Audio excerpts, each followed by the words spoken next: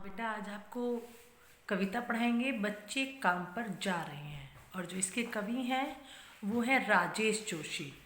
इस कविता में जो कवि हैं ये बताना, देखो कोई भी कवि होता है बेटा, कोई कविता लिखता है, कहानी लिखता है, उनका कोई ना कोई उद्देश्य होता है कि वो क्या बताना चाहते हैं, क्या समाज को शिक्षा देना चाहते हैं। तो ऐसे ही जो कवि हैं राजेश जोशी जी, वो ये बता रहे हैं कि जो छोटे बच्चे हैं वो काम पर जा रहे हैं, उनका जो भविष्य है वो खेल कूद पढ़ाई इनसे वंचित हो रहा है।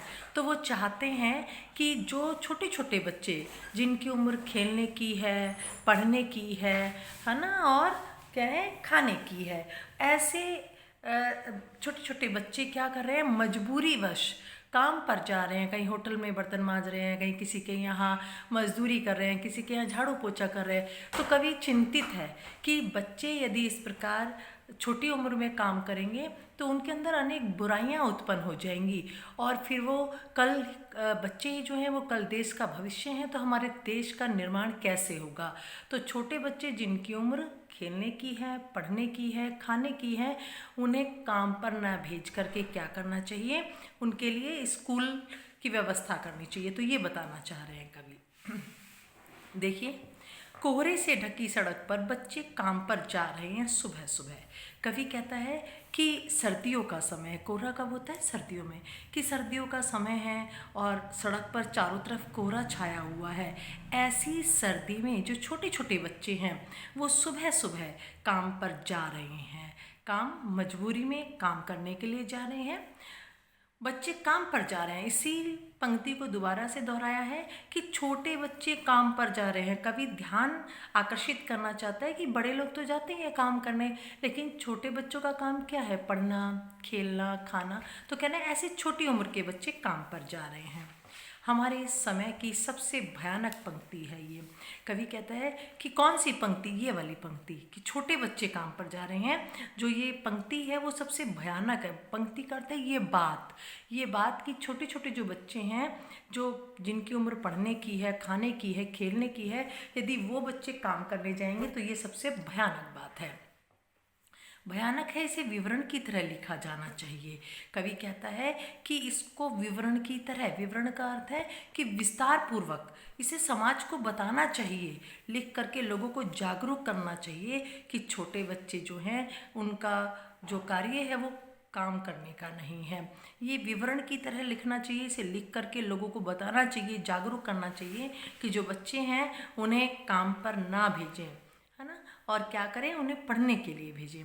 काम पर क्यों जा रहे हैं बच्चे, लिखा जाना चाहिए इसे सवाल की तरह कि लोगों से, समाज से पूछना चाहिए कि क्या कारण है, क्या मजबूरी है कि इन छोटे छोटे बच्चों को काम पर जाना पड़ रहा है। क्या अंतरिक्ष में गिर गई हैं सारे गेंदे? कवि कहते हैं कि जो छोटे बच्चों के खेलने की गेंदें हैं, क्या ये सारी आकाश में चली गई हैं, ख़त्म हो गई हैं? क्या दीमकों ने खा लिया है सारी रंग बिरंगी किताबों को? कि जो बच्चों की पढ़ने वाली जो किताबें हैं, क्या उनको दीमकों ने खा लिया है? अर्थात कवि कहना चाहता है क्या बच्चों के खेलने के लिए अब खिलौने नहीं हैं? क्या फिर उनके पास पढ़ने के लिए किताबें खत्म हो गई हैं? क्या काले पहाड़ के नीचे दब गए हैं सारे खिलौने? कवि कहता है कि जो बच्चों के खेलने के खिलौने हैं, क्या वो किसी पहाड़ के नीचे जा कर के समाप्त हो गए हैं? क्या किसी भूकंप में ढह गई है सारे मदरसों की इमारतें? कवि कह रहा है, प्रश्न पूछ रहा है कवि कि क्या कोई भूकंप आया है और सारे स्कूल ढह गए हैं, स्कूल बच्चे ही नहीं हैं कि भाई बच्चे स्कूल जा सकें। अर्थात कवि कहना चाहता है कि किताबें, खिलौने और स्कूल किसके लिए हैं? बच्चों के लिए ही तो हैं। और ये बच्चे यहाँ स्कूलों में जाएंगे, किताबें पढ़ेंगे, है ना, खिलौनों से खेलेंगे, तभी उनका शारीरिक और मानसिक विकास होगा। क्या कहना चाहते हैं कवि? शारीरिक विकास तो होगा खेलने से, खिलौनों से, कूदने से। और मदरसे बेटा, मदरसे जो है वो उर्दू का शब्द है और इसका अर्थ होता है स्कूल। आप लिख लीजिए, है ना। क्या कह रहा है कि ये स्कूल जो है ये बच्चों के लिए ही बनाए गए हैं, ये किताबें बच्चों के लिए ही बनी हैं और ये खिलौने भी बच्चों के लिए ही बने हैं। इसलिए जो छोटे छोटे बच्चे किसी कारणवश, किसी मजबूरीवश यदि काम पर जा रहे हैं तो समाज और सरकार का कर्तव्य है कि वो इन बच्चों को काम पर जाने से रोके, इन्हें स्कूल भेजे, स्कूल की व्यवस्था कराए।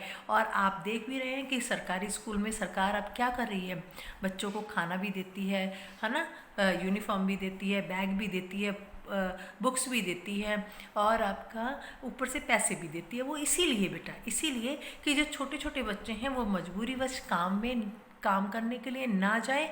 सरकारी स्कूल में वहाँ खाना भी मिलेगा, पढ़ने के लिए पुस्तकें भी फ्री में मिलेंगी और सरकार उनको खर्चे के लिए पैसे भी देगी।